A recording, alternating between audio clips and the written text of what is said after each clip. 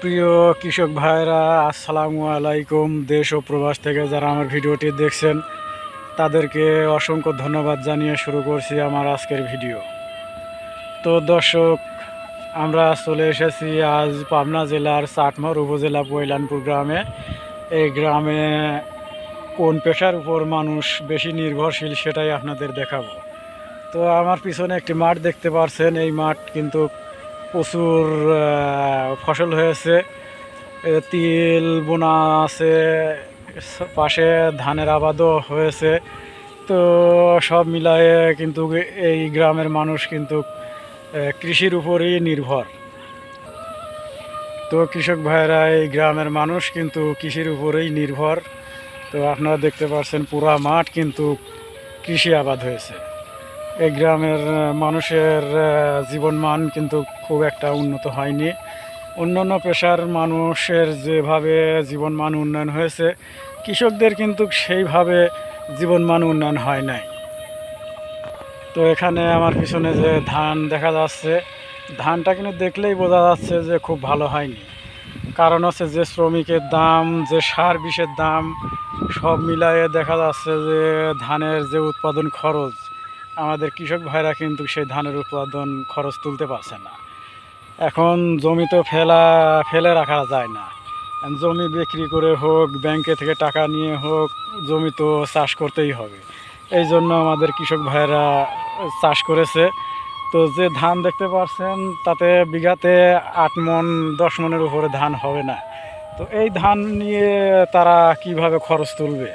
এজন্য এই এলাকার মানুষ কিন্তু চরম বিপাকে পড়ে গেছে। তো কৃষক ভাইরা, আপনারা একটা কথা জেনে রাখবেন যে সরকার যেভাবে অন্যান্য পেশাজীবীদের, চাকুরিজীবীদের যেভাবে সহযোগিতা করে, আমাদের কৃষক ভাইরা কিন্তু তার কিছুই পাচ্ছে না। এজন্য তারা শুধু হাড় ভাঙা পরিশ্রমই করে যাচ্ছে। তারা কাঙ্ক্ষিত সেই লাভের মুখটা তারা দেখতে পাচ্ছে না। এই চাটমোহরের পৈলানপুর গ্রামটি কিন্তু অনেক বড়। এই মাঠটি আপনারা যে ঘুরে দেখাই, অনেক বড় কিন্তু এই মাঠ। শুধু কৃষির উপরেই তারা কিন্তু নির্ভরশীল। তো কৃষক ভাইরা, যে ধানের যে উৎপাদন খরচ, আসলে ধানের দামটা একদমই নিম্নমুখী। 1000 টাকা মন ধান বিক্রি করে আসলে কৃষকদের কি থাকে? বিঘাতে 15,000 18,000 টাকা খরচই আছে। তাহলে বিঘাতে যদি 10 মণ ধান হয়, তাহলে কিভাবে খরচটা তুলবে তারা? কিন্তু জমিটা দেখালে ভালো হতো, ধানে ভুঁড়ে আলে যেতে পারলে ভালো হতো। কিন্তু আপনাদের দেখাই, এখানে একটি জুলা আছে, এই জন্য আমরা জুলায় কাঁদার জন্য পার হতে পারলাম না। এজন্য আপনাদের ভালোভাবে দেখাতে পারলাম না। তো দর্শক, আপনাদের একটা কথা জানিয়ে রাখি যে এই গ্রামের মানুষের সঙ্গে আমরা কথা বলে দেখেছি যে তিলের যে উৎপাদন খরচ একদমই নিম্ন খরচ, এতে লাভ বেশি হয়। তো তিলের মন প্রতি মন 4600 টাকা 4500 টাকা মন, যদি ভালো হয় তাহলে 4800 টাকা মনও বিক্রি করা যাচ্ছে, জানিয়েছে কৃষক ভাইয়েরা। তো এখানে অনেক পাটও কিন্তু বোনা আছে। পাটের যে শ্রমিক লাগে, যে টাকা খরচ হয়, সব মিলায়ে দেখা যায় যে এই কৃষকরা যে টাকা পায় সেই টাকা তারা তুলতেই পারে না। এই জন্য সরকারের প্রতি আমাদের আকুল আবেদন, সে যেন পাটের দামটা বাড়িয়ে দেয়। আর আমার বিশেষ করে আমার কৃষক ভাইদের উপর যাতে নজর দেয়, তারা যাতে 3 বেলা 3 মুঠো ভাত খেয়ে পরে বাঁচতে পারে।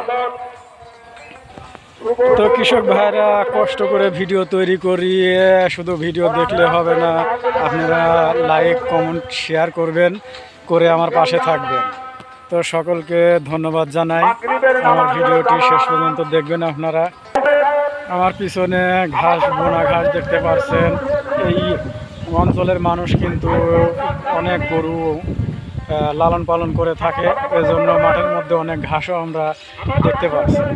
তো ঘুরতে ঘুরতে কিন্তু আমরা চলেই আসলাম সেই ধানের জমিতে। এই যে আপনাদের দেখাই, ধানটা দেখলেই আপনারা বুঝতে পারবেন যে আসলে এই ধানটার কেমন ফলন হতে পারে।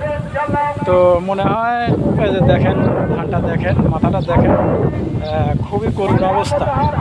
মনে হচ্ছে যে পানির অভাবে শিশি বের হয়নি। সরকার আসলে সকল পেশাজীবী মানুষের উপর নজর দিয়েছে, কিন্তু আমার কৃষক ভাইদের উপর কোনো রকম নজরদারি করে নাই। যেটুকু দিয়েছে আমার কৃষক ভাইরা কিন্তু সেটুকু তারা পায় না। মাননীয় প্রধানমন্ত্রী ঘোষণা দেয় যে সার বিষ আমরা বিনামূল্যে দিচ্ছি। আসলে বাস্তবে আপনারা এসে দেখেন কয়জন কৃষক কয় কেজি বেতন পেয়েছে এবং সার পেয়েছে। তাহলে টনকে টন টাককে টাক যখন উপজেলায় সার নামে, এই সারগুলো কোথায় যায়? এইগুলো তদন্ত করে বের করার জন্য সরকারের প্রতি আমাদের আহ্বান। আকাশ যেহেতু মেঘাচ্ছন্ন হয়ে গেছে, আমরা আর যে কোনো মুহূর্তে বৃষ্টি নামতে পারে। আমরা আর ভিডিও দীর্ঘায়ু করতে চাচ্ছি না। আমার ভিডিও আজকের মতন এখানে শেষ করব। তো কৃষক ভাইরা ভালো থাকবেন, সুস্থ থাকবেন, সকলের সুস্বাস্থ্য কামনা করে আমার ভিডিও আজকে এখানে শেষ করছি। আল্লাহ হাফেজ।